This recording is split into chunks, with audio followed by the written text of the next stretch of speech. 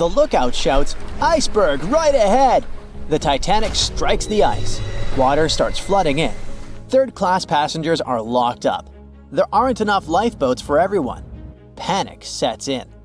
Violins are playing. The ship sinks. Well, we all know the story of the movie Titanic like the back of our hand by now. But what if I told you that Hollywood lied to us? To tell the real story of what happened that freezing night in 1912, we need to rewind a bit. The lookout shouts, "Iceberg right ahead!" Yep, that part was true. Just before 11:40 at night, Frederick Fleet noticed something darker than the sea directly ahead. As the ship got closer, he realized it was an iceberg.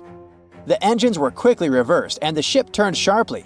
Instead of hitting it head-on, Titanic scraped along the side of the berg, sprinkling ice on the forward deck. If you remember, in the movie, Jack and Rose are having a romantic moment when they feel the ship shudder after hitting the iceberg. Everything shakes as if they were in the middle of a light earthquake. Some real-life passengers reported feeling something similar after the impact, but according to Titanic survivor Frank Prentice, it wasn't exactly like that. He said there was no impact as such, and it all felt more like slamming on your car brakes. The ship stopped, and that was that. Some people even slept right through the collision, confirming that there wasn't such an abrupt impact. Mr. Prentice, curious about what had happened, left his cabin and went out to the deck. When he got there, all he could see was a little ice on the surface, not the towering iceberg that Jack and Rose saw. But as we all know by now, the real damage happened below the waterline, where the iceberg had a jagged spur that slashed a 300-foot gash in Titanic's hull. Once the crew realized how severe the damage was, they immediately began sending distress calls to nearby ships, asking for help. At some point in the movie, the radio operator goes to the captain and says there is only one ship nearby, the RMS Carpathia, which later ends up rescuing many passengers. But in real life, there were more ships around. It's believed that the SS Californian was only about 23 miles away. This ship might have actually seen the Titanic sinking, or at the very least, seen its rockets exploding high in the sky. Yet, for reasons we will never fully understand, they didn't try to help. Let's get back to the story. Now, people need to get off the ship. At 12:45, lifeboat number 7 was the first to be lowered. Just like in the movie, women and children were told to go first. But in reality, some women were hesitant and even refused to get into the lifeboats. Mr. Prentice said this happened mainly for two reasons. First, these lifeboats were high and passengers were terrified of the 70-foot drop from the deck to the ocean below. And second, most women didn't believe the Titanic would actually sink. It was called unsinkable after all. So the idea of getting into a lifeboat seemed pointless at the time. This mindset probably explains why Eloise Smith, a first-class passenger, recalled that there was no panic or chaos at first. Other survivors backed this up, saying that no women or kids were crying. But one thing that was indeed concerning, at least for the crew, was the possibility that the lifeboats might buckle under too much weight. This is one of the theories why the first few lifeboats left carrying only a fraction of their full capacity. Like lifeboat number 7, which only carried 27 people in it, even though it could hold up to 65. In total, Titanic had 20 lifeboats, which could carry about half of the 2,200 people on board that night. But that didn't happen. And now we know the passengers had no idea there weren't enough for everyone. As women were calmly getting into the first lifeboats, musicians headed up to the deck. Their only goal was to play and keep the passengers calm. That's a pretty well-known fact. But the real story is that some survivors said they never saw or heard the band. No violinists whatsoever. It's not like Hollywood misled you though. The musicians did play for over 2 hours after the ship had hit the iceberg. So maybe these passengers were just too panicked to notice the songs, or the musicians started playing later than we think. Now, it's time to talk about the terrible treatment that third-class passengers received. The movie portrayed the crew as cruel, locking the less fortunate below deck like animals, giving them no chance to reach the lifeboats and save their lives. But the official inquiry into the disaster suggested that wasn't true. I mean, yes, fewer third-class passengers survived compared to those in first and second class, but there were other factors at play. Many third-class passengers were reluctant to leave the ship, clinging to their belongings, and had a harder time making their way up from the cabins, which were at extreme ends of the ship. Some survivors confirmed that they were not locked up. In fact, it was quite the opposite. Mrs. George Wabi, a Lebanese woman traveling in third class, said that when chaos had erupted, some brave crew members and well-dressed first-class passengers had actually helped her get up to the first-class deck and eventually onto a lifeboat. At first, the Titanic was sinking slowly, bit by bit. Passengers reported seeing the water rising and hearing pops and cracks. Then, there was a loud boom. Some said there had been just one explosion, while others described it as a series of smaller explosions, which they thought had been the bulkheads giving way. And there's also a group of people who said they had only heard a rumbling sound. So not everyone agreed on the sound they had heard, but one thing is a fact. By 2:18 in the morning, the lights on Titanic went out, and the ship plunged into complete darkness. As the bow continued sinking, the stern rose out of the water, putting immense pressure on the middle of the ship. This caused the Titanic to break in two. In James Cameron's movie, this moment is pretty dramatic, with the ship sinking almost straight down into the water.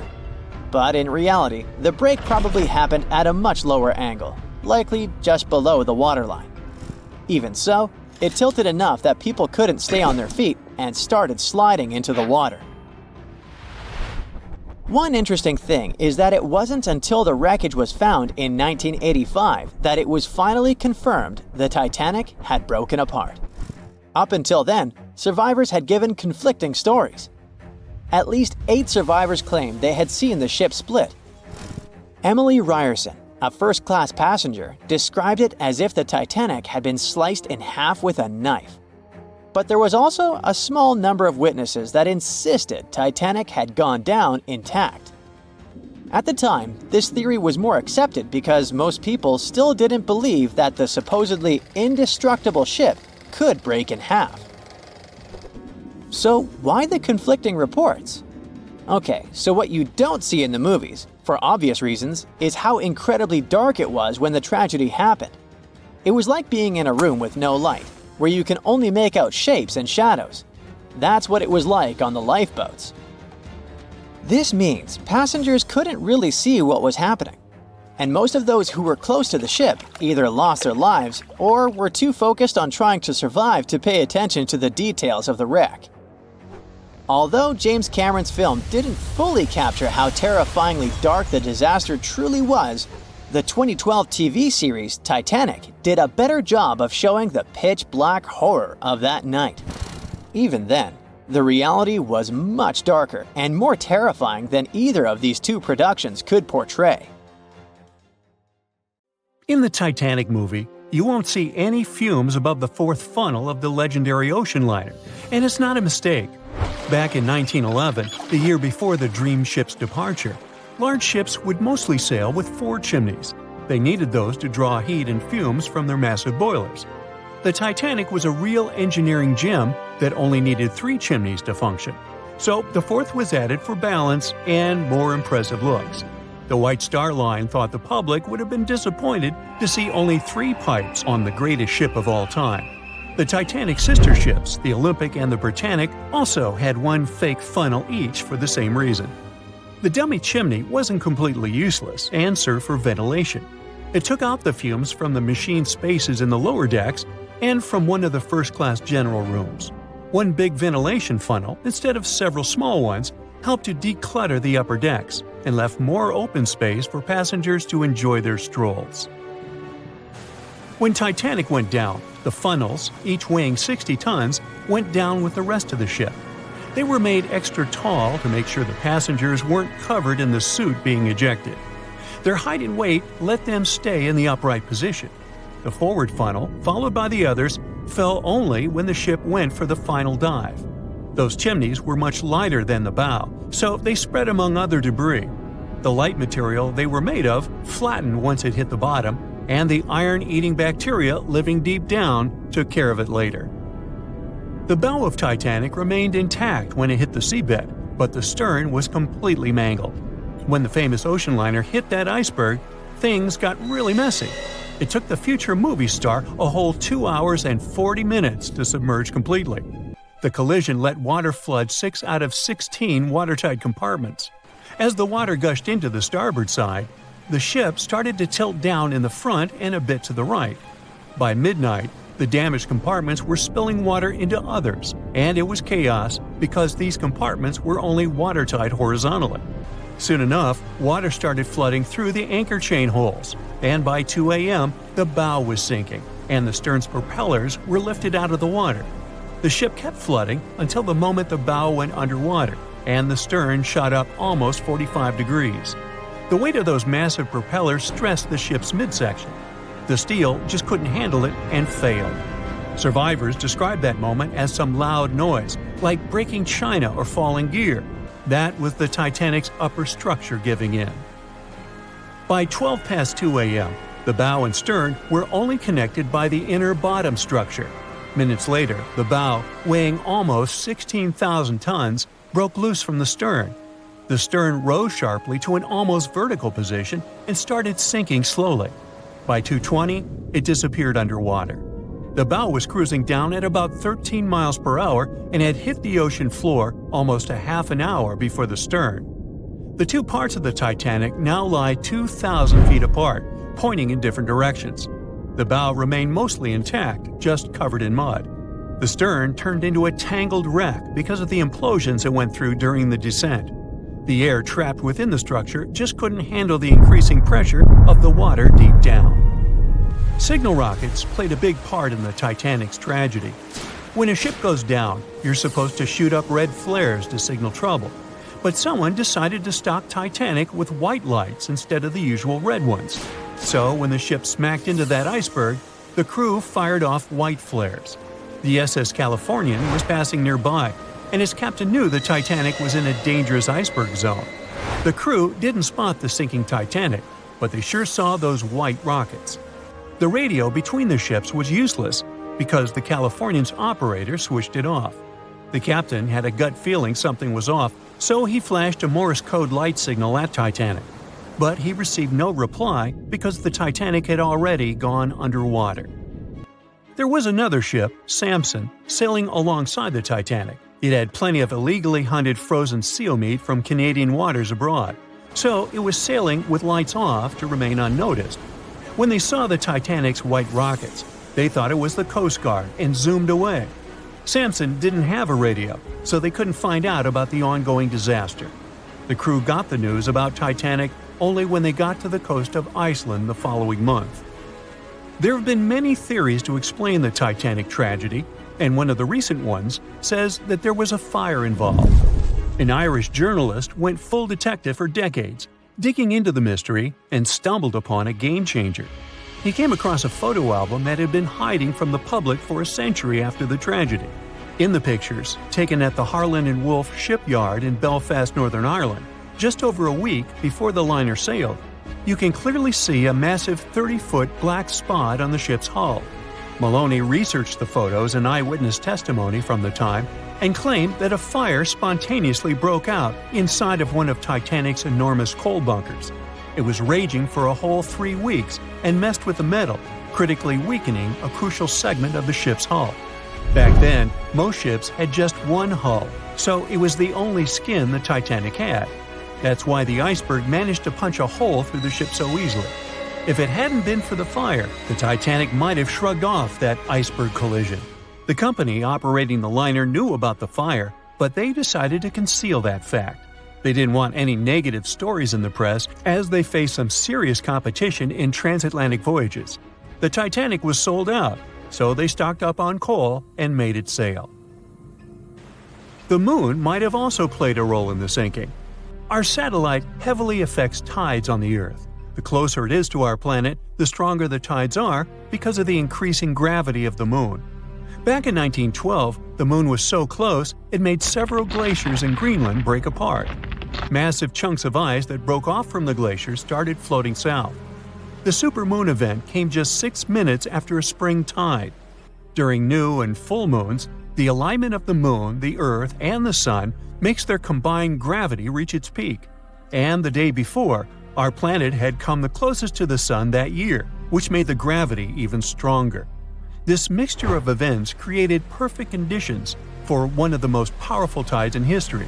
It created the perfect conditions for the icebergs breaking off from Greenland's glaciers to move freely.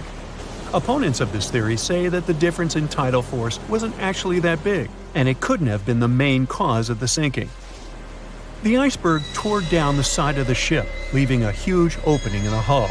It wasn't a continuous rip, and damage was caused in several places. Some experts believe the ship would have survived the iceberg if it had hit head-on. The Titanic had watertight compartments designed to prevent flooding in case of a collision. Only the first 3 or 4 of these compartments would have been flooded. This could have helped save a lot of lives. Supporters of this theory put the blame for the disaster on First Officer William Murdoch. Huge, fast-moving ships don't just turn in a matter of seconds like a speeding car. It takes minutes. When Murdoch realized the collision was inevitable, he tried dodging left to avoid a direct hit. But despite his efforts, the ship still collided with the iceberg. You know the rest. It seems like we all cried watching the heartbreaking goodbye of Jack and Rose from the Titanic. Oops, spoiler, sorry.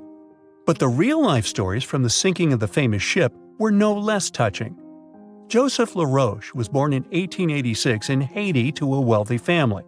He was growing up without a dad, but his mother was a self-made woman and a respected merchant. His uncle was the head of his country. Joseph was fluent in French, Creole, and English. At the age of 15, Joseph realized he wanted to become an engineer. There were no engineering schools in Haiti, so he moved to France to get his education. The journey took him a whopping 83 days. Still, in his student years, Joseph met Juliet in a suburb of Paris through a mentor. They soon became friends, and then it grew into something bigger. The couple decided to get married. There was only one problem.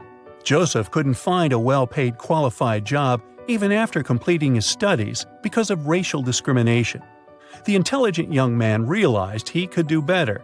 Plus, he needed to provide for his growing family. His third kid was on the way. His uncle back in Haiti promised he'd help Joseph secure a job as a mathematics professor.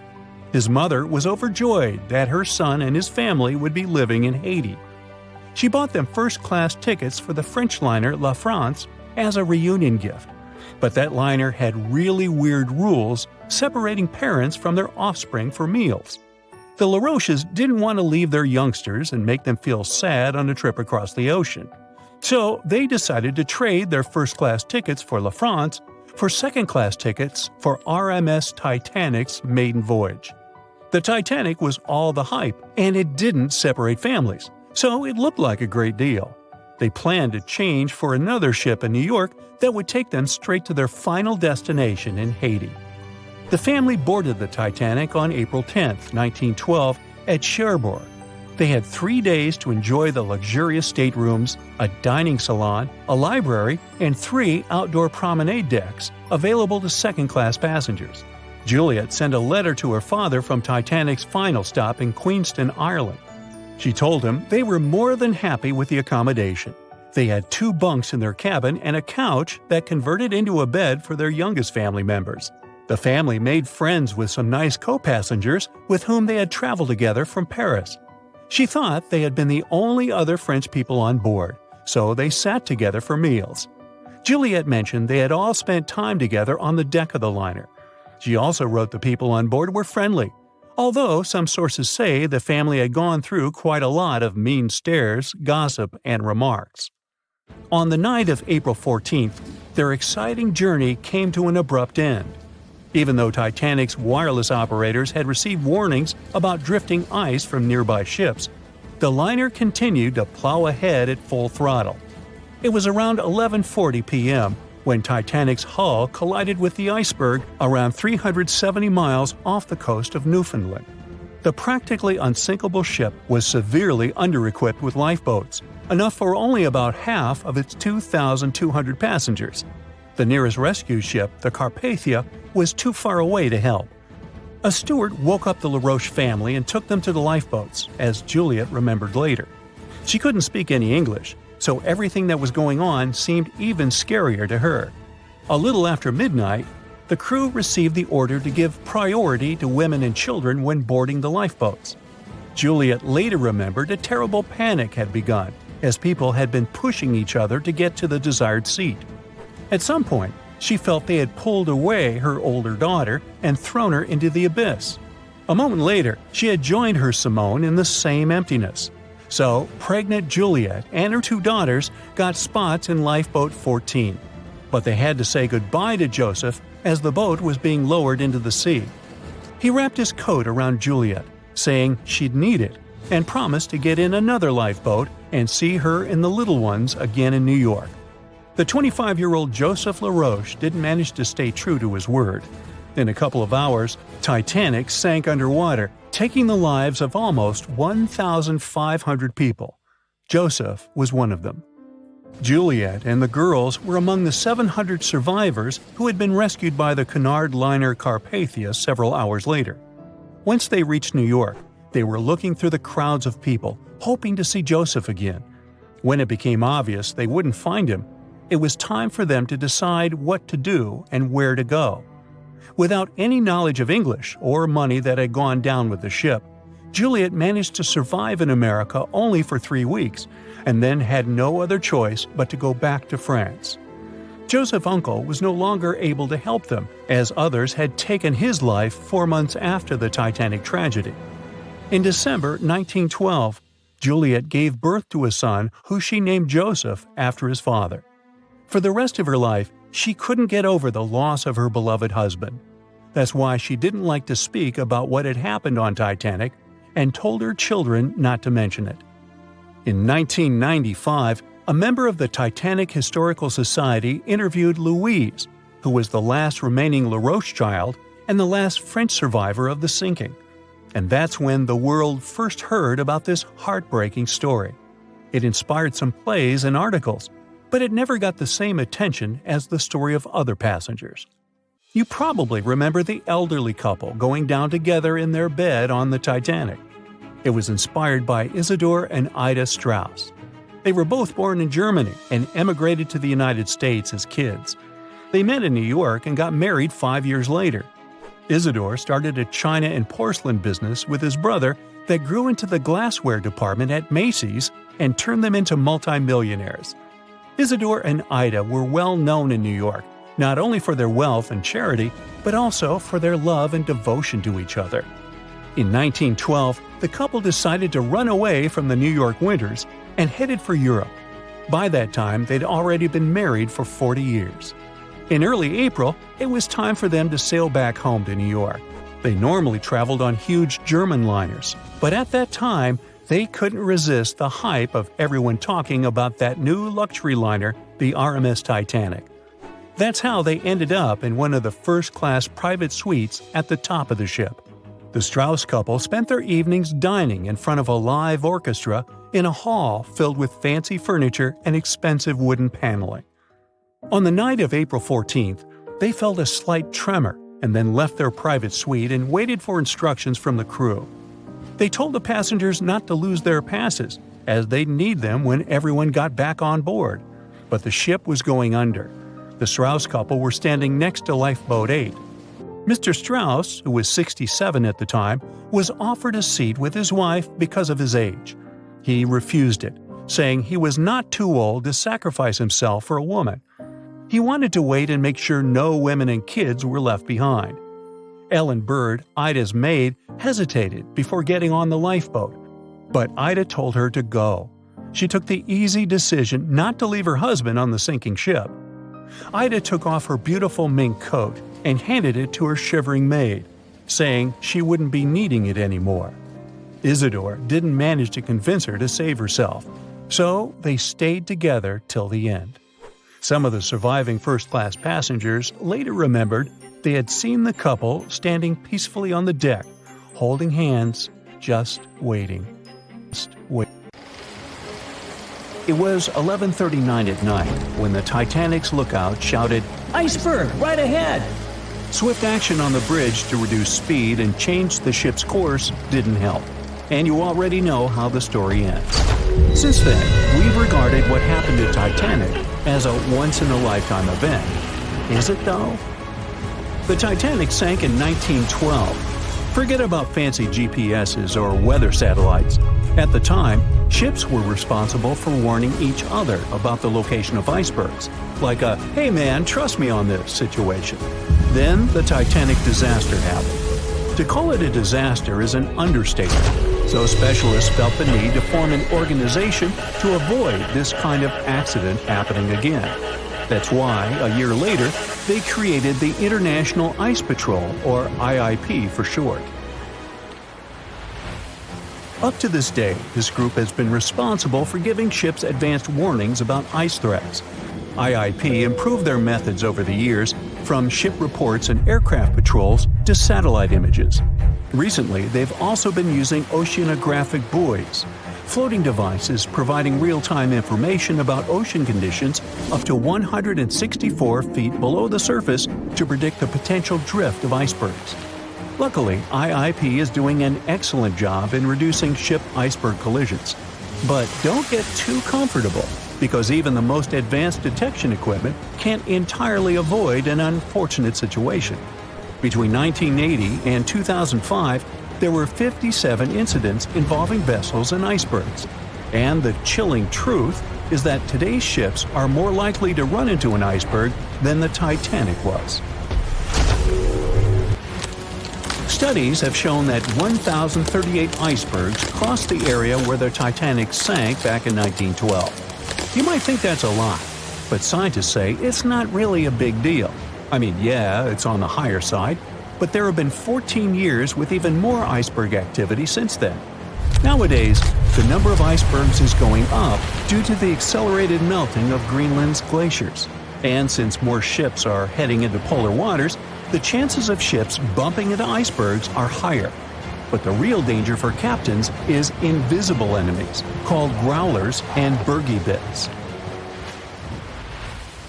Growlers are these small icebergs that can be the size of a regular door.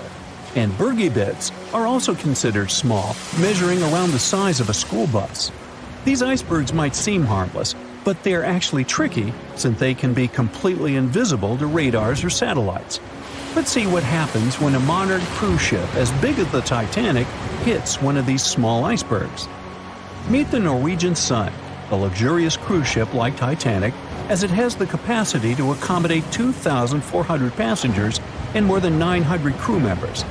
On July 2022, this cruise ship was on its way to Hubbard Glacier in Alaska when it found itself in the middle of a dense fog. Suddenly, passengers felt an impact and were terrified as the ship experienced a severe jolt. The fog immediately cleared and they realized what had happened. The Norwegian Sun had collided with an iceberg of the growler type. But the outcome was entirely different from Titanic. Thankfully, there were no injuries, and both the passengers and staff reached the Alaskan docks safely.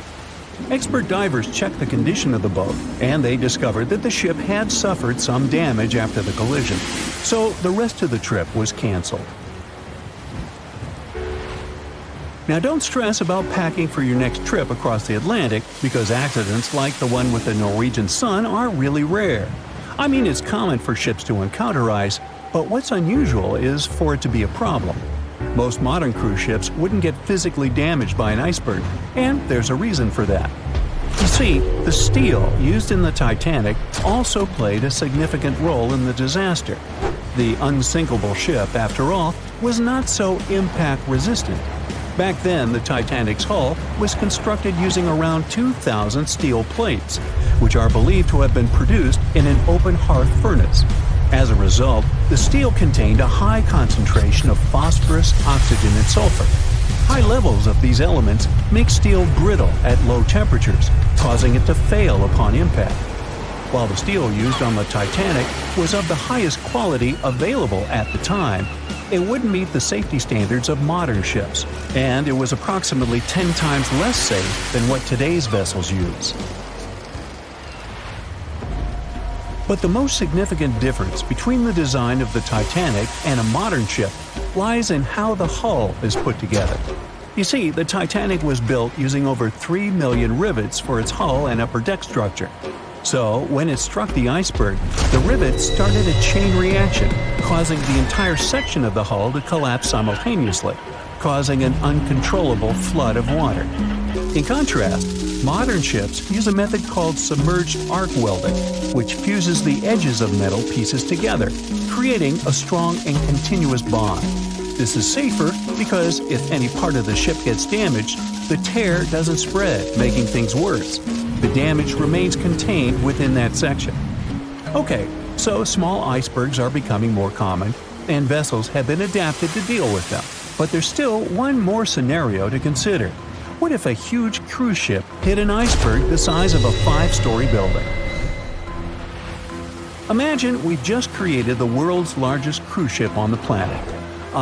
Let's call it the Bright Seaside. Our floating resort is massive, 4 times the size of the Statue of Liberty. It's longer than the Titanic by 318 feet and carries about 3 times more passengers and crew.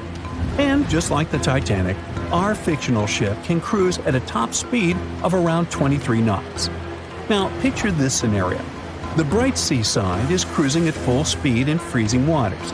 It's the middle of the night, and the captain doesn't realize that all the iceberg detecting equipment on board isn't functioning. It stopped working 3 days ago. It's very foggy out there, and the lookout also fails to spot a 45-foot tall iceberg. If that whole situation played out, and the ship smacked into the iceberg head-on, well, it could potentially lead to a sinking. But you can see how unlikely that is, right? That's why experts are quite confident in saying that ice isn't likely to sink modern cruise ships.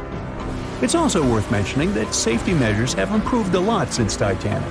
A modern large vessel can take days to sink, which provides enough time to keep everyone safe. Crews are definitely better prepared to handle evacuation procedures, and passengers should also go through safety training before cruising. I know, it is annoying to do that when all you want to do is drink a lemonade or some other beverage by the pool. But, all these safety tips are what saved the MS Explorer from becoming a modern Titanic. You see, back in 2007, all 154 people on board this Antarctic cruise ship managed to get into lifeboats after the ship hit an iceberg. Now, imagine their panic as they waited for help for 4 hours. The crew did an excellent job in keeping everybody safe, no doubt. But a report that came out 2 years later said that the MS Explorer accident had happened because of the inexperience of the captain, who had pushed the ship too fast into a wall of ice in the freezing waters of Antarctica. That means that no matter how much tech a ship's got or how fancy its materials are, if you've got a careless captain and a crew that doesn't know how to handle an iceberg hit, yep, a disaster similar to Titanic could happen again. But hey, you shouldn't stress over it. Trust the professionals and keep in mind the odds. In the last 30 years, the MS Explorer was the only cruise ship that sank thanks to an iceberg, and everyone survived. So kick back and enjoy your sea vacation.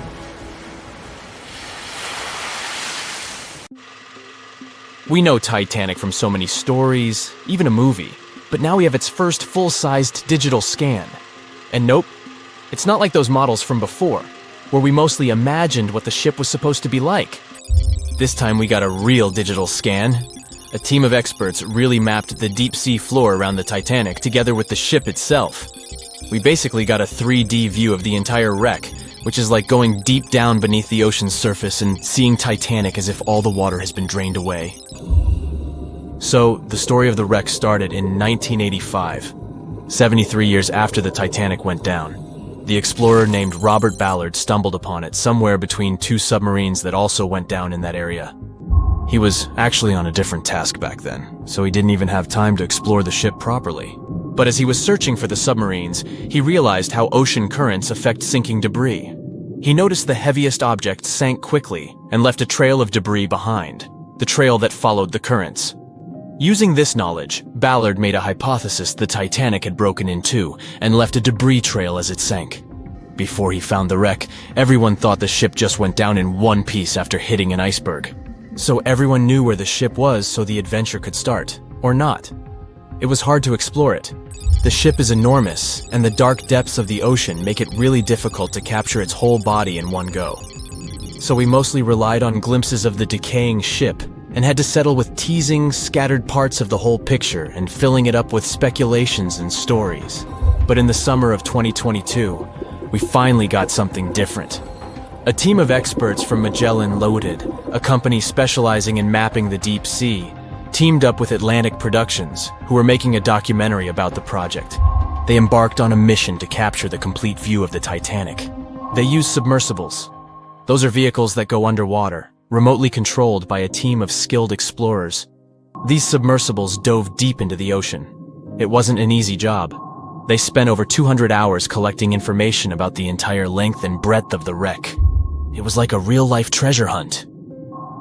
But instead of finding gold and jewels, they took something even more precious. Over 700,000 images of the Titanic from every angle possible. Yup, they took photos of every tiny part of the ship, even the not-so-interesting bits most of us would usually skip. Even mapping the muddy parts was an important part, because it helped fill in the gaps between the more exciting things they discovered. And this was a way for all of us to finally get a detailed 3D reconstruction. Even though it's been more than 100 years, you can still recognize the bow of the Titanic, covered in rust that hangs down like stalactites. On top of the bow is the boat deck, where a big hole gives us a glimpse into the empty space where the grand staircase once stood, like a window into the ship's glamorous past. Its stern is now a wild mess of twisted metal. As the Titanic went down, this part collapsed and spiraled into the seabed. The bow and the stern ended up separated by about 2,600 feet. There's a vast field of debris surrounding this giant, stuck on the seafloor. This debris is like a scattered treasure trove, full of intricate metalwork from the ship, statues, and even unopened champagne bottles. There are also personal belongings that went down together with the ship, like dozens of shoes resting across the seafloor. It was a tough task to do, go down and take all those pictures. It may not sound that hard at first, considering it was the vehicle that really immersed itself into such deep parts of the ocean, not the people. But studying the ocean is hard. We haven't explored, mapped, or even seen over 80% of it. The conditions are harsh, and the pressure becomes more intense the deeper you go. And their vehicle had to dive down to nearly 13,120 feet below the surface. That's like 12 Eiffel Towers stacked on top of each other. Plus, you have strong currents in that area, so it was probably like trying to navigate through a watery maze. And submersibles weren't supposed to touch anything. Even the slightest wrong step can damage the wreck that was already so fragile. It seems like the Titanic is frozen in time, so it will always be there waiting for us. But in reality, it's slowly disappearing. It's pretty obvious that the ocean water ruined it considering how long it has been down there. But it's not just that. The wreck itself has become a home for a specific type of Bacteria Halomonas titanicae that even got named after the famous ship. These bacteria have a special ability. They can survive inside rusty formations known as rusticles. They kind of look like icicles, those spikes of ice that form when water falls from something and freezes. These bacteria have a taste for iron, which is abundant in the ship's hull. For them, it's like a real buffet down there. And as time goes by, these bacteria will keep eating away at the iron in the ship, bit by bit, until one day the feast comes to an end and the whole ship is gone. It's like a slow but steady recycling process. So this 3D model we got because of the hardworking team and technology comes at the best time because we never know how much time we have left with exploring the famous wreck. This time we might even understand the collision with the iceberg better. You know how movies always show the Titanic hitting the iceberg on its right side? Well, we can't even be certain about that. The scans could help us figure out if the ship actually grounded on the iceberg, like getting stuck on it. We can study the stern and analyze how the Titanic struck the seafloor.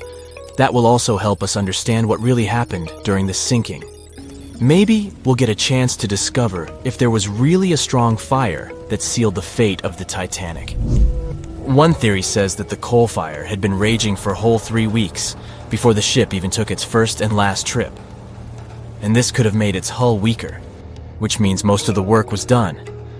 The iceberg just delivered the final blow, if there even was an iceberg, as some people wonder. There's an alternative theory they suggested where the Titanic may have actually hit a hidden mass of pack ice instead of a typical iceberg. Pack ice is made up of large sheets of ice that float near the ocean's surface and can be difficult to spot. They believe this pack ice might have drifted into the Atlantic from the Arctic Ocean. According to one professional mariner, Captain L.M. Collins, that stands up with that idea. If the Titanic had struck a regular iceberg, the ship would have sunk much more quickly than it did.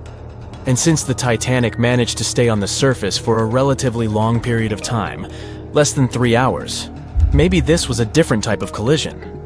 The mariner also said there are differences in what people said they saw when the Titanic sank. He thinks these differences might be because of optical illusions.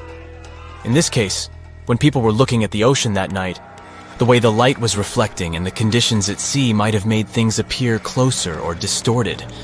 So when they saw something in the water, it might not have been exactly what they thought it was, whether it was an iceberg or something else.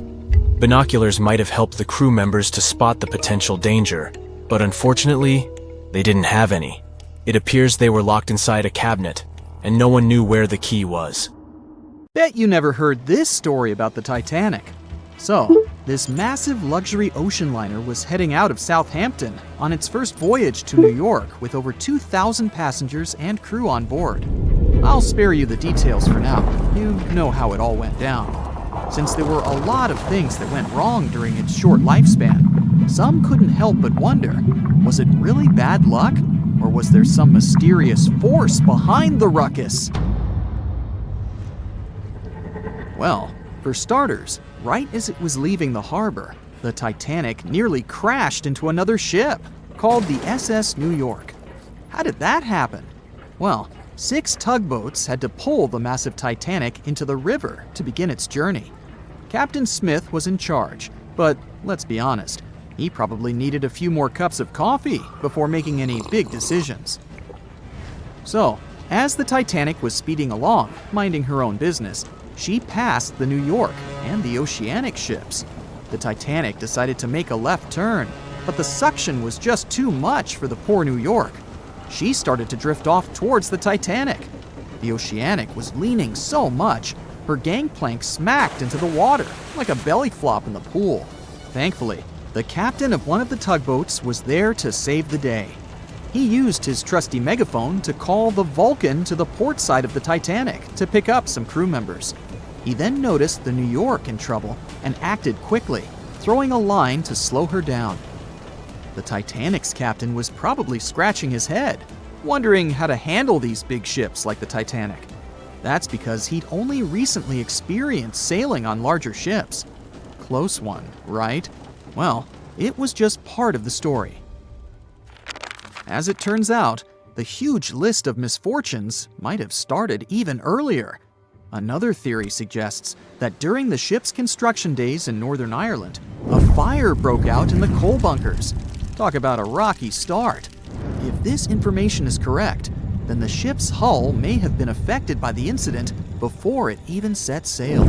Fans of this theory argue that a fire popped up inside one of the Titanic's large coal bunkers and really damaged an important segment of the ship's hull. Some claim there's even photographic evidence to back this up. A bunch of photos documenting how the ship was made and pampered for its maiden voyage were found, and they showed a significant black streak on the outside of the Titanic's hull. Weirdly enough, the streak was really close to where the iceberg hit during that cold April. Now I know what you're thinking. This theory might sound far-fetched, but most of these people have been gathering information about the Titanic for decades, and they're convinced that this is the real deal. They even believe that the fire started way earlier than the day the Titanic set out on its maiden voyage, particularly about 3 weeks prior. Why was this overlooked? Well, because of fear of bad press, mostly. Also, Because of all the fuss created around the unsinkable ship, it was important that they stuck to the initial calendar. Of course, not everyone is convinced by this new theory. Some people think it's just another wacky idea to add to the long list of Titanic sensational theories. What if I told you there were even rumors about part of an ancient Egyptian coffin being on board? Could that have had something to do with the disastrous ending of the Titanic? Some truly believe it did. Let me tell you the story about the unlucky mummy. It's a tale that'll give you goosebumps. Back in the 19th century, this ancient Egyptian artifact, a mummy case lid to be exact, was brought over to Europe. And as soon as it arrived, strange things started happening. Now, some of the stories may be a bit exaggerated, but according to journalists, some of them were actually true. The rumors sparked the interest of a British writer who later spent months investigating the mummy case and its alleged related stories. He was planning to write an article debunking the myths, but he found out they were all too real. Unfortunately, he never got to finish his work because he passed away suddenly. Others believed that the mummy case was guarded by Egyptian elementals. They warned others not to mess with the artifact. The mummy case's history is just as spooky. It was found in Egypt and sold to a certain someone conveniently named Mr. W at a party organized by a well-known English lady. When the mummy case arrived in England, it was given to Mr. W's sister, who immediately suffered from financial losses and other troubles. A photographer who took a picture of the case claimed that he captured a living woman's face on the film. The mummy case eventually ended up in the British Museum, and it's still there today. However, rumors say that it was aboard the Titanic and was responsible for its sinking. But don't believe everything you hear. Some sources claim the mummy case never left the British Museum, and the rumor was started by a journalist named William Stead. He was actually a passenger on the Titanic, and he supposedly told his fellow passengers about the ill-fated mummy before the ship went down. Is that what happens when you tempt fate? Seriously doubt it, but it does make you wonder, doesn't it? It gets even weirder, trust me! About 50 passengers got cold feet before the ship took off, and they refused to board the Titanic at the last minute, even if it meant that they'd lose the cost of the ticket. They just had an extremely bad feeling about the whole deal, and even an Irish astrologer warned against making the voyage on the Titanic. I doubt he saw a big ol' iceberg hidden somewhere in the stars, but it does add up to the mystique surrounding the Titanic. And do you know what's even worse? The fact that the ship's binoculars, which could have helped prevent the iceberg collision, were locked up. Apparently, those binoculars could have been used by lookouts on that fateful night. But guess what? The key was held by David Blair, an officer who was sadly bumped from the crew before the ship's departure. Poor guy. He probably didn't even know what he was holding on to. Now, some historians think that if those binoculars were in use, the iceberg might have been spotted earlier. But hey, let's not point fingers here. Others argue that it wouldn't have made a difference. Who knows? Maybe the lookout was too busy looking at the stars to notice a giant iceberg in front of them. But seriously, what were they thinking? Locking up the binoculars on a ship that big is like forgetting to pack sunscreen for a trip to the beach. Also, the ship might have been going a bit too fast. Now, I know what you're thinking. Why was the captain in such a hurry? Well, apparently, good old Captain Smith was trying to beat his ship's older sibling, the Olympic, in a race to see which ship could cross the Atlantic faster. I guess he had a bit of a sibling rivalry going on or something. But here's the thing. Even though there were warnings about icebergs in the area, the Titanic just kept on chugging along at full speed ahead. I mean, come on, guys, it's not rocket science. If you know there are icebergs around, maybe slow down a little bit, right? And then, close to midnight on April 14th, 1912, the Titanic hit that iceberg and sank in the North Atlantic. It also famously had a mere 16 lifeboats and 4 collapsible dinghies on board. No wonder it ended up being one of the worst maritime disasters in modern history. After the whole event, people started believing in life beyond the veil and contacted mediums, hoping for signs from the ones they had lost at sea. Can't say I blame them, though there's no verified story of someone managing to contact a Titanic passenger from the beyond, though.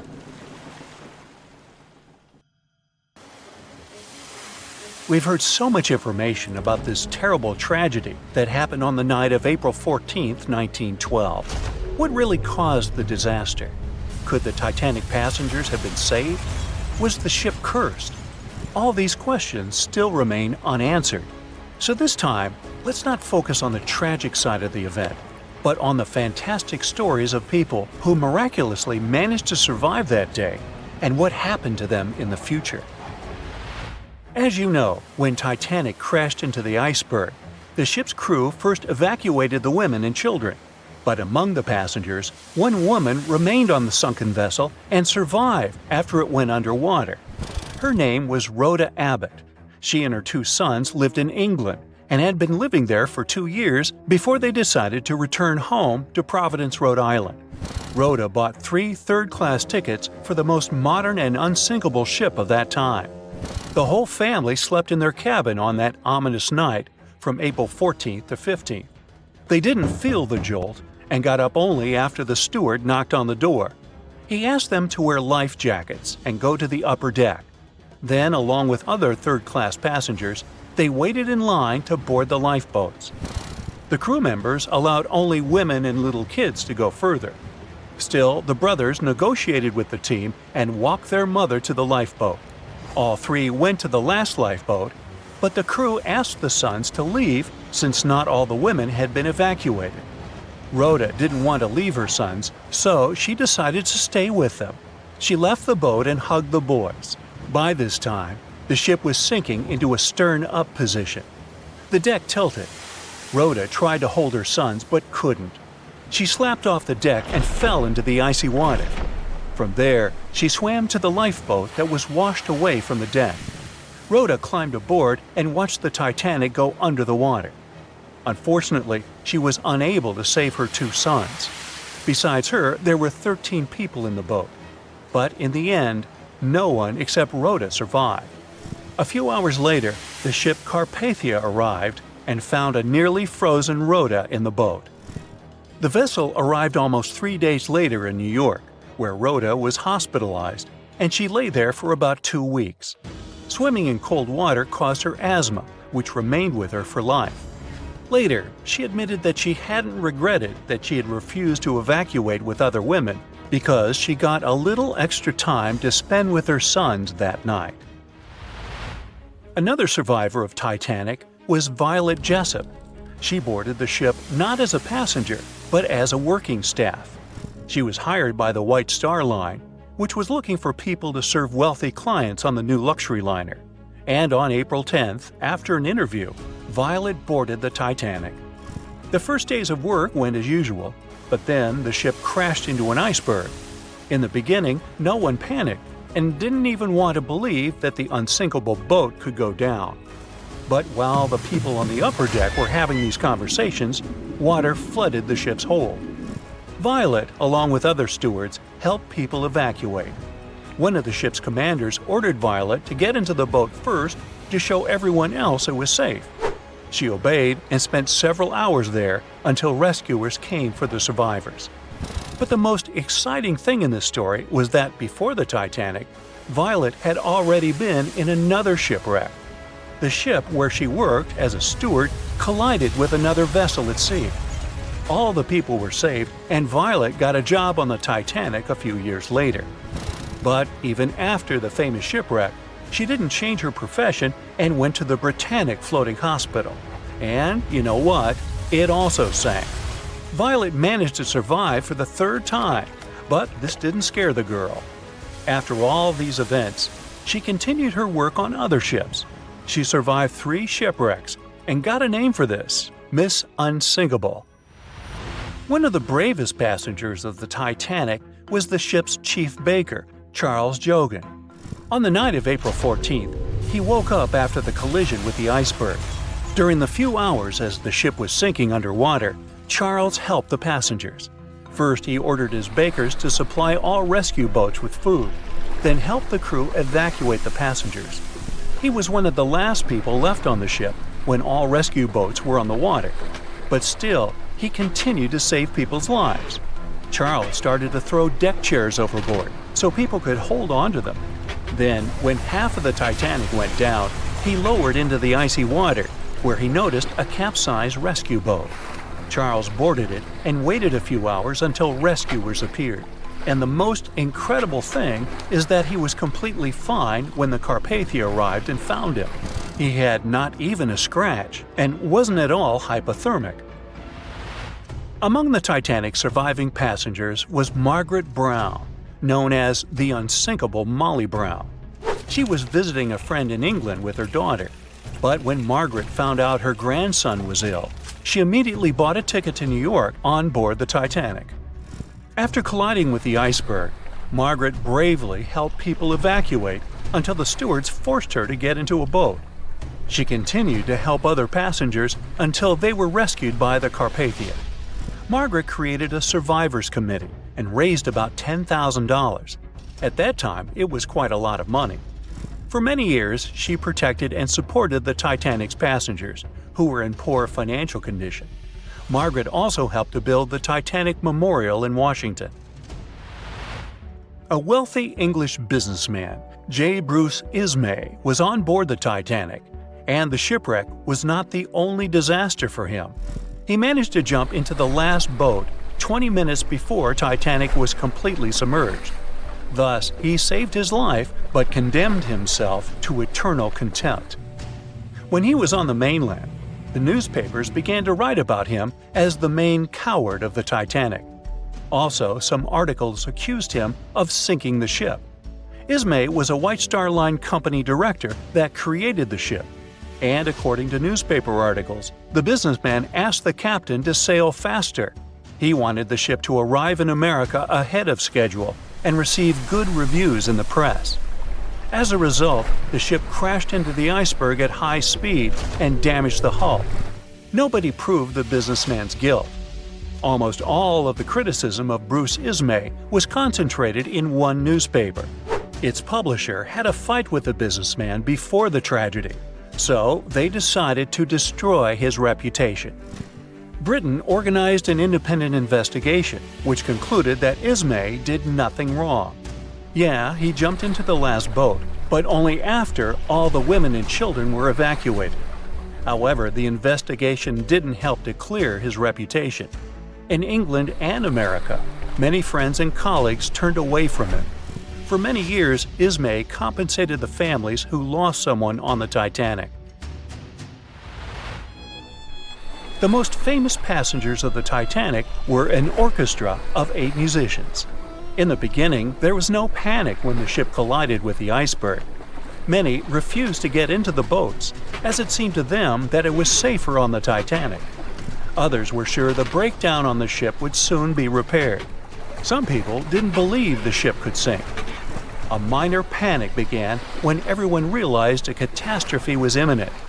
To calm the people down a bit, the 8 musicians from 2 ensembles started playing music. Survivors said the orchestra played until the very end. Fear for their lives and the nearness of the end didn't confuse the valiant men. Unfortunately, they didn't survive, but a memory about them was written in history forever, and their musical instruments became world-famous artifacts and very valuable items at auctions. Titanic sank on April 14, 1912, and all of the passengers' belongings and ship's paraphernalia went down into the deep, dark waters with it. These objects patiently waited to be discovered until 1985. Titanic sank fast, and there seemed to be almost nothing left from the ship. Yet divers in small submarines managed to retrieve plenty of artifacts from the wreckage. If you wonder what those surprising items look like, hey, join me. A number of museums have collections of Titanic items rescued by divers or donated by survivors and their relatives. And some of those items are even sold at auction. So if you're ready to spend a pretty penny on an exclusive artifact, Hey, why not? The first artifact on my list is a pocket watch belonging to a Titanic passenger, John Chapman. John and his wife Elizabeth were on their honeymoon. When the ship hit the iceberg, Elizabeth was offered a seat on a lifeboat next to her friend Emily Richards. There was a problem, though. Mr. Chapman couldn't enter the lifeboat. Elizabeth turned to her friend Emily and said, "Farewell. If John can't go, I won't go either." Now, that's what I call true love. After a short time, the ship went under. If we step back and return to Chapman's pocket watch, we'll notice one more heartbreaking detail. Experts believe the watch stopped around the time the ship finally submerged. Do you remember the iconic scene in the Titanic movie where the ship's band continued to play while the ship was sinking? The violin, played by the real musician, was sold in an auction for $1.7 million in 2013.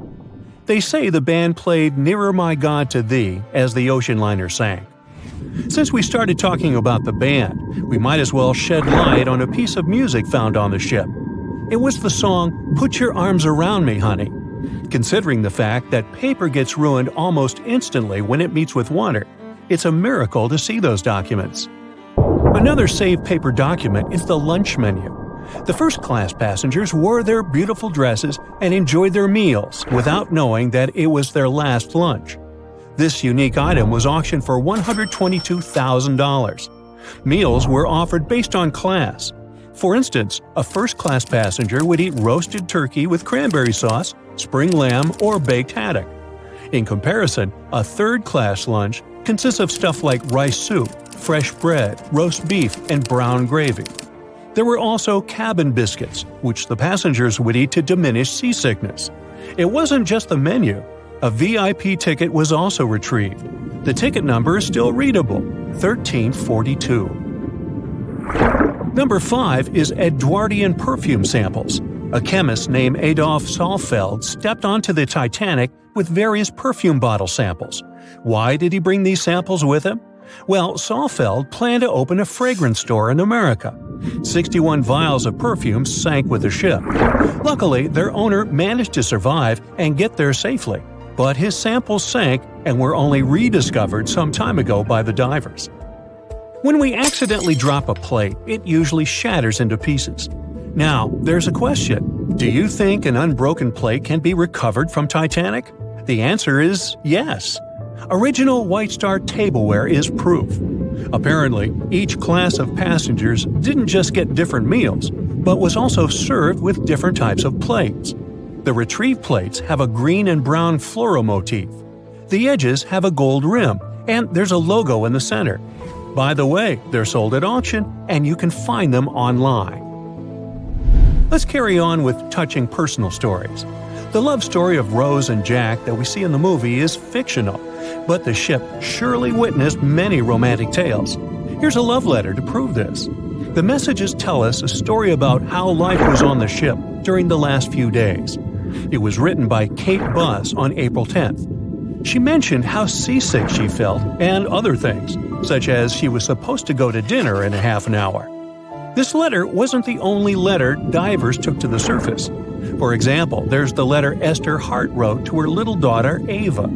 It was sold at auction for £119,000. This letter is probably the last letter written on board, since it was completed only 8 hours before the tragedy. The letter is not that damaged because it was in the pocket of Esther's husband's coat. Another letter we can mention is Dr. John Simpson's letter. Those words were the last words that he wrote to his mother.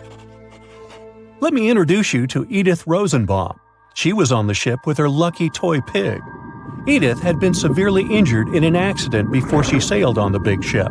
The toy was a present from her mother as moral support for her recuperation process. It was actually a music box in the shape of a pig. Edith used it to calm frightened young people in the same lifeboat. The next item on the list is the scout whistle of Lillian Winifred Bentham. She was a second-class passenger. On that terrible night, Lillian was in her stateroom.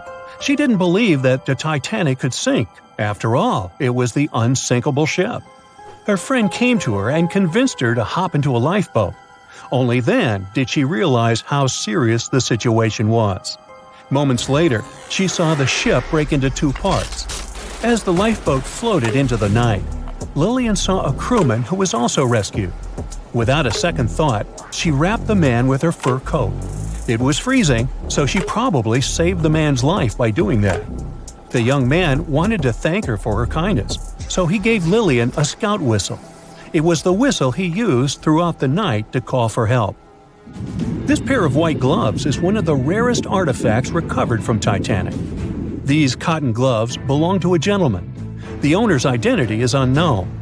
Fabric can't last underwater for decades, but these gloves look fine, and you can still see the fine detailing and elegance. An alarm bell has also been found. Yes, that's the famous bell, the one that rang to warn people about the iceberg. Frederick Fleet and Reginald Lee were on lookout duty the night of the accident. Both of them survived. Fleet was the one who saw the iceberg before the ship struck it. What's ironic is that Fleet and Lee didn't have access to binoculars. They were stored in a locker in the crow's nest, but the key to the locker was in the pocket of a crew member who was reassigned to another ship at the last minute and didn't leave the key. They could have seen the iceberg sooner if they had had pairs of binoculars. If they had had it, the Titanic could have gotten out of the way. Divers discovered not just belongings of passengers or the crew, but also pieces belonging to the ship itself. Our next artifact is the Grand Staircase. Some parts of this iconic structure are recovered from the wreck. Turns out that this staircase became a meeting spot among first-class passengers. If they wanted to visit the Turkish baths for a spa day or eat dinner, they met at the staircase and went together. This staircase was a sign of how luxurious some parts of Titanic were. Another miraculously saved object that belongs to the ship is its plan. It was one of the most expensive artifacts sold at auction. The plan is around 30 feet wide. What else? The logometer was also discovered. It's a device used to check the sailing speed of the ship and the distance it covers. The experts say that from the start at noon on April 14th, the device logged 268 nautical miles. And there's more. A giant chunk of hull, known as the Big Piece, was also found. This fellow weighs 15 tons. The larger portholes were for the cabins, and the smaller ones were for the restrooms. This piece was found in 1994, but it was in 1998 when it was successfully taken out. After all these years spent underwater, it was swarming with sea life. Still surprisingly, the portholes still had glass. Now, let's assume you were a diver and you could only take out one of these objects. Which one would you pick? Back when it was built, the Titanic was one of the largest and most luxurious passenger ships, with high-class features like a grand staircase, a swimming pool, and a gymnasium. People thought it to be unsinkable because of its advanced safety devices. Its tragic sinking on its maiden voyage in 1912 proved it wasn't at all the case. It wasn't until 1985 that the Titanic's wreck was finally rediscovered using state-of-the-art sonar technology. Ever since, thousands of items have been recovered from the Titanic, many of them being put on display or sold for auction. Things like jewelry, a life jacket, a menu from the ship's restaurant, or even a sample square of carpet from the first-class stateroom have all baffled the public and told stories of the many on-board people. Scientists have even tried to come up with strategies to get the Titanic back up. Not because they want to put it up for display, but so it can be properly studied, and more importantly, to stop it from getting more and more damaged at the bottom of the ocean. Some have suggested filling the wreck with ping-pong balls to make it float, while others even considered injecting it with 198,000 tons of Vaseline. Another creative solution was proposed, the idea of using a giant claw or scoop to lift the Titanic. Nobody came up with this device. Using 500,000 tons of liquid nitrogen to trap it in an iceberg that would float to the surface was also considered, but all these potential strategies had to be eventually let go, since the Titanic is way too fragile to ever be recovered. As the Titanic's iconic bow railings are in danger of collapsing, metal-eating bacteria continue to chew away at the ocean liner's wreckage. An undersea exploration company plans to gather data about the ship's deterioration in annual expeditions. They hope this will help them learn more about the Titanic, and also more about the ecosystem that shipwrecks create. The over 100-year-old ocean liner is also being damaged by deep-sea currents daily. Some experts predict that the ship could disappear in a few decades due to holes in its hull. The deck that passengers crowded on as the ship sank has caved in. The gymnasium near the grand staircase has also fallen in. And a 2019 expedition found that the captain's bathtub, which became visible after the outer wall of the captain's cabin fell away, is no longer there. Those annual expeditions also gather data about the creatures living at the site, including crabs and corals. Surprisingly, many species have only been seen there at the Titanic wreck, so scientists are curious to find out more about them. The most famous out of all these creatures is the Halomonas titanicae. It's a bacteria, and it was discovered on the wreckage of the Titanic. What's interesting about this creature is that it's able to thrive in extremely salty environments. It's also been resistant to several antibiotics, unlike other types of bacteria. It's probably because of this superbacteria that the deterioration of the ship's iron hull happened so fast. The expedition will also look at the debris field and its artifacts. On the site, there are still traces of little personal items like clothes and luggage. One of the most interesting stories about Titanic artifacts is that of the passengers' shoes. Most of the Titanic items that have been lost at sea deteriorated or disappeared completely. But not the shoes. They seem to be able to resist the harsh conditions. On top of that, the leather in most shoes is perfectly preserved, probably because of tannin, a substance used in the tanning process of leather. It helped the shoes resist the damaging bacteria found underwater. All this exploring might have gotten you all excited. If that's the case, I have some good news to share. You might even be able to join the expeditions. To personally explore the Titanic, you have to plan ahead and apply to be a mission specialist with OceanGate, the company responsible for the journey. However, this experience does come with a high price tag of $250,000. Despite the cost, this once-in-a-lifetime experience is in high demand because of the limited spots available.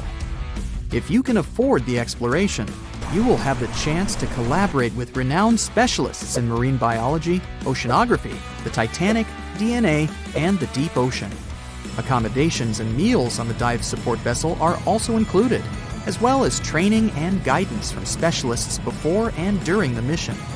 Lastly, you don't even need to bring your own gear, as the expedition equipment is included as well.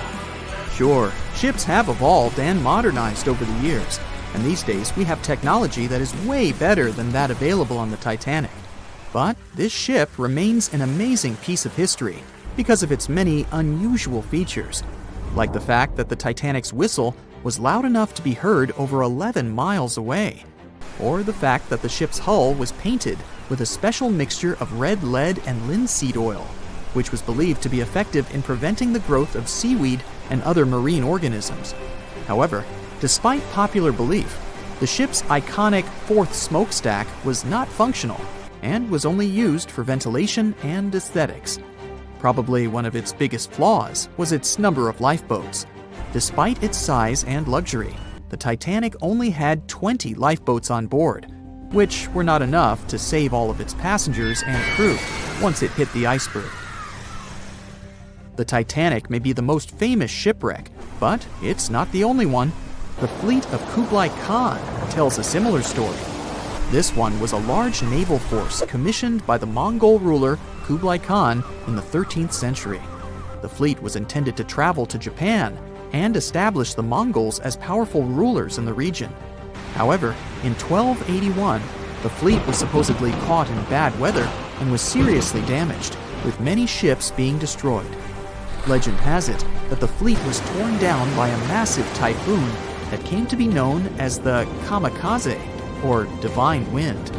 This strong storm was believed to have been sent by the higher spirits to protect Japan from the Mongols. The truth about its disappearance remains a mystery to this day. However, the wreckage of the fleet, or parts of it, appears to have been discovered in the 1980s by Asian archaeologists. They dug across the site and studied the remains of the ships at a location near Imari Bay. The shipwreck is, to this day, considered to be an important archaeological discovery. That's because it informed us how well prepared the Mongols were back in the day in terms of their ships.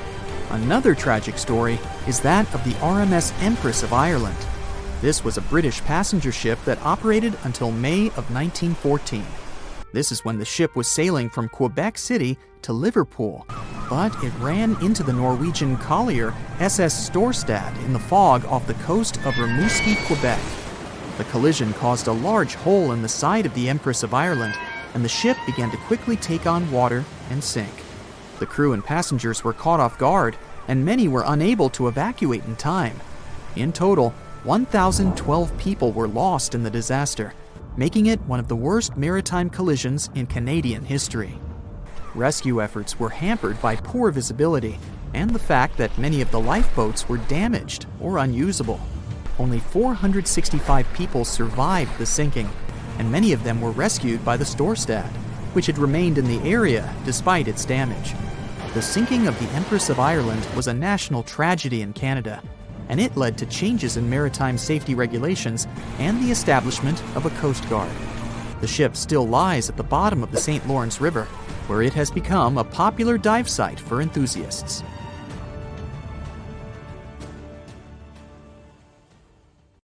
More than 25 million people boarded cruise ships globally back in 2017.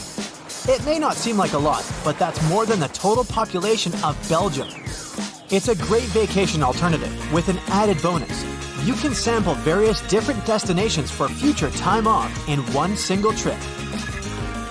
If you've already booked a trip on a cruise ship, but you still have no idea what you should pack, start with some research on your specific cruise location. Either way, be sure to bring deck-friendly shoes that are low-heeled.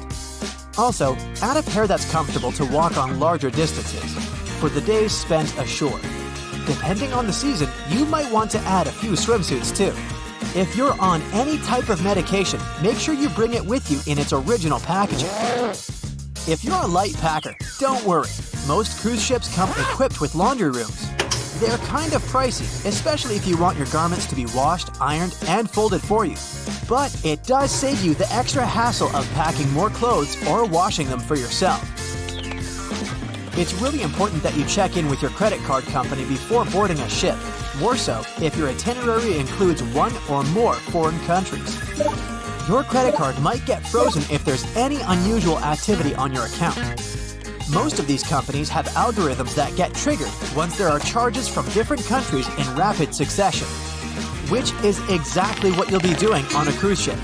Letting them know beforehand saves you the embarrassment of having your card declined at some fancy restaurant. To make sure you get the best room, before booking it, check out the ship's deck plan. It should be available on their website. If it's peace and tranquility you're looking for, don't go for the rooms directly above or below any of the ship's entertainment points. Also, if you have a history of getting seasick, try to skip the rooms that are available at the front of the ship. Rather, go for those located in the middle of the ship on a lower deck. You'll feel less movement. If it's your first time going on a cruise, you might be surprised to know that some cabin rooms don't have windows. Before making a reservation, make sure to check out all the amenities of the room you intend to book. Most cruise liners add a bunch of pictures from the common rooms on their reservation pages, and it might be a bit confusing as to what you're getting exactly for that specific price point. Also, some rooms on board are quite small too. If you don't like to sleep in small spaces, you might want to upgrade to a larger room, even if it's a bit pricier. You can always split the cost with a friend if they want to join you on the cruise. With the help of modern technology, even if a specific location doesn't have windows, it doesn't mean you can't watch the waves. How, you might ask? Fancier cruise ships feature a secret added bonus. In the areas with no access to sunlight, specialists have built virtual balconies. These high-tech screens work by showing you what's going on outside in real time. they have an added benefit too. In case of bad weather, guests can still have a feel of the outdoors, without the wind or rain ruining their hair or their outfit. It may not be the real deal, but it still beats getting claustrophobic on board. Planning on going on a budget cruise? It might not be such a bad idea, especially if you're on the lookout for last-minute upgrades. You might even end up vacationing like a millionaire without having to spend money like one.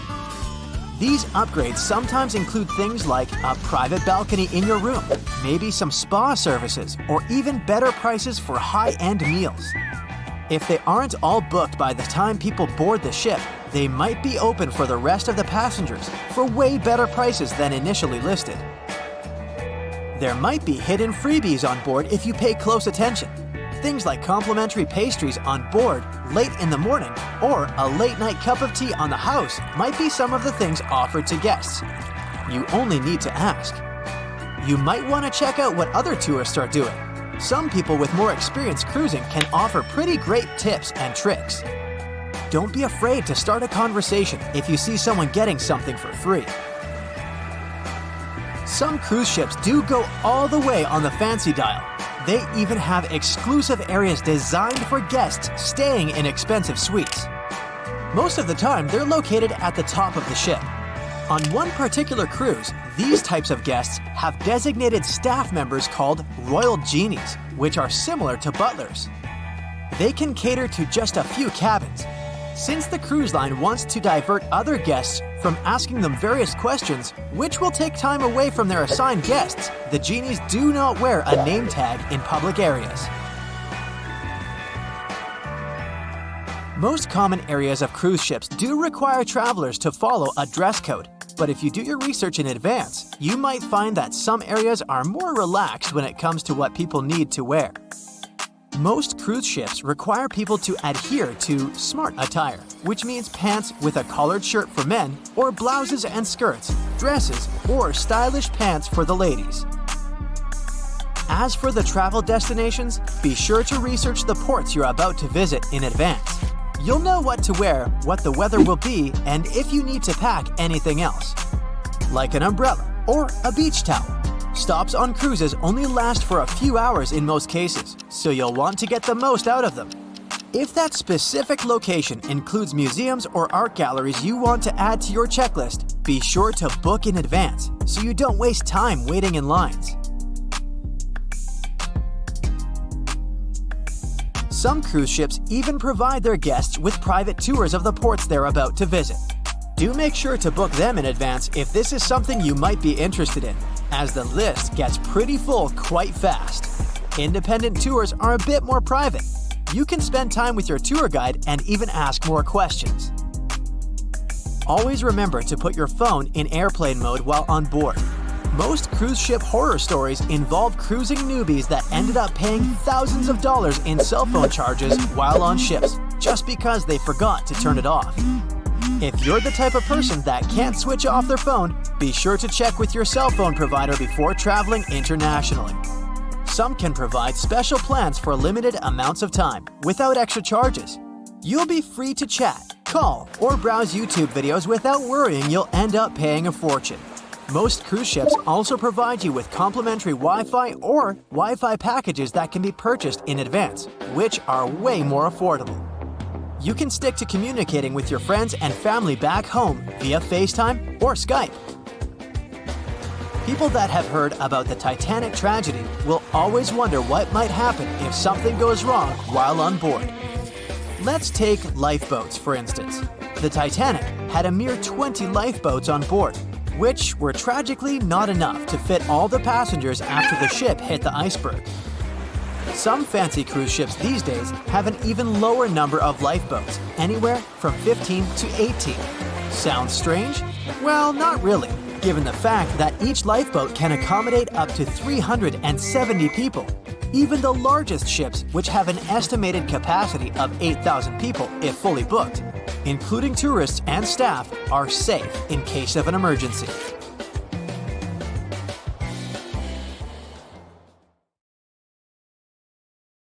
They were on their way to the New World when a rendezvous with an iceberg crushed all of their dreams and hopes.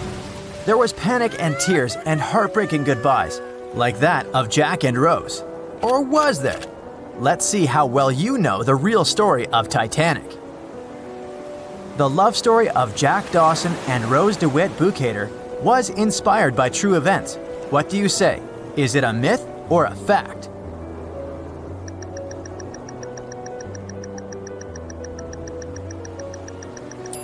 The most emotional Titanic love story was actually all made up by the screenwriter and director of the famous movie, James Cameron. Some passengers featured in the movie were real though, and by a mere coincidence, there was a J. Dawson on board. His name was Joseph, not Jack, and he worked as a coal trimmer. The most expensive object lost with the Titanic was a painting by Pablo Picasso. What's your take on this one?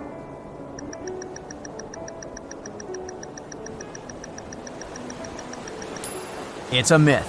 Another one given to us by the famous movie.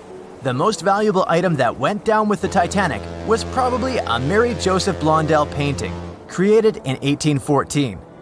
Some other valuable items were a violin that belonged to Wallace Hartley, the musician who insisted that they had to play till the very last moment. There was also a 1912 Renault Type CB Coupe de Ville that would now cost millions of dollars, a handwritten manuscript by Joseph Conrad, first edition essays by Francis Bacon, 5 Steinway grand pianos, and, of course, some fine china plates and cups and first-class passengers' jewelry. The Titanic was the largest and the most luxurious passenger ship of its time.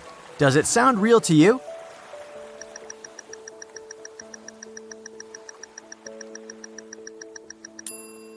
Yep, it's totally true. In April 1912, the Titanic was the largest ship ever built. It was 882 feet long and had a maximum passenger capacity of 2,435 people. That's not a lot compared to the largest cruise ship of today, the Symphony of the Seas. It's just a bit longer than the Titanic, but has more than double the passenger numbers. And yes, no other cruise liner has probably beaten the Titanic in terms of luxury to this day. It costs more than $200 million to build in today's money. The tickets were also quite expensive. Duh! First-class tickets ranged in price from $1,700 in today's money for a berth up to $50,000 for one of the 2 parlor suites. Second-class tickets were $700. Third-class passengers had to pay between $170 to $460. Most of the passengers of the unsinkable ship managed to survive. True or false?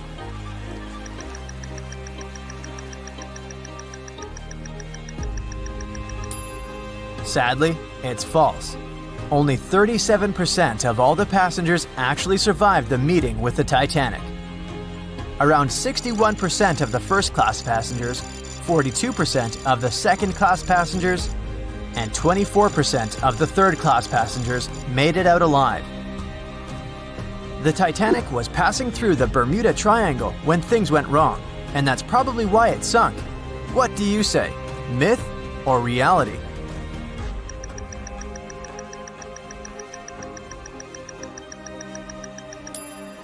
It's 100% a myth. The Titanic never even came close to the Bermuda Triangle. The liner sank about 400 miles south of Newfoundland, which is a huge distance to the north of Bermuda, the infamous area where ships and planes disappear without a trace. We might have the moon to blame for the sinking of the Titanic. True or false?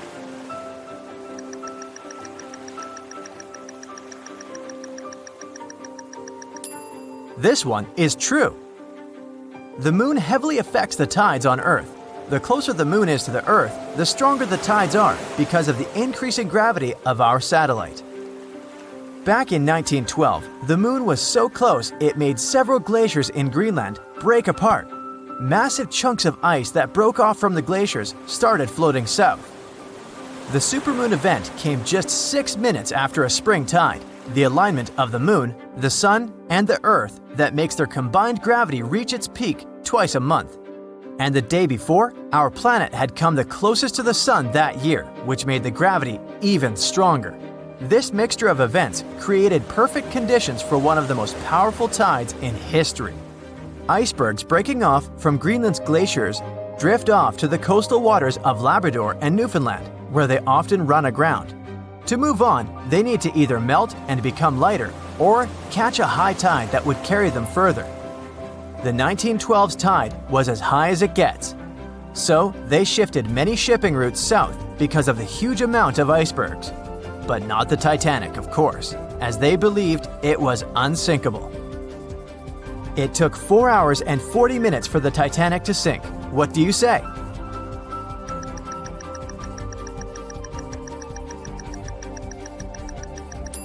It's false, and if you're a Titanic expert, you definitely know it was actually 2 hours and 40 minutes. And this was slow enough, given the damage caused by the iceberg. It didn't sink faster, thanks to the ship's construction. There were 16 watertight compartments in the lower part of the ship. They worked as a lifeline. When the iceberg crashed into the hull, it broke into 6 boxes. The Titanic could have stayed afloat only if 4 compartments had been damaged. Water filled the first 6 compartments within 1 hour. During this time, the ship tilted slightly to the right side. Then, water began to flood the 7th box when all 6 boxes were filled. And from that moment, the sinking rate was growing with every second. The ship's bow sank under the water, and then the stern filled up. One of the leading reasons for the Titanic tragedy was signal rockets. True or false? What's your take on it?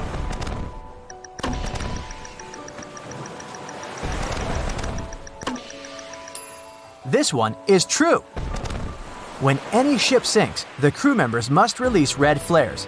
It's a signal to all nearby ships that someone is in trouble. But for an unknown reason, someone put white lights in the Titanic's rocket box. When the ship crashed into an iceberg, the crew members released white flares. Another ship, SS Californian, was nearby at the time. Its captain knew the Titanic was going through a dangerous iceberg area. The crew of this ship didn't see the Titanic in the dark, but they noticed white rockets. Radio communication between the vessels didn't work. The SS Californian operator turned off the receiver. The Californian captain felt that something was wrong, so he sent a Morse lamp signal to the Titanic. But it was too late. The ship was already underwater, so no one could respond. Another ship, Samson, was sailing alongside the Titanic. It drifted with lights off since it was catching seals, and that's not legal. When the captain saw the Titanic's white rockets, he thought it was the Coast Guard. So Samson sailed away as fast as they could. They realized they had abandoned the drowning passengers once they made it to Iceland and learned the horrible news. In 1996, one expedition managed to raise the Titanic from the ocean floor. Do you believe it?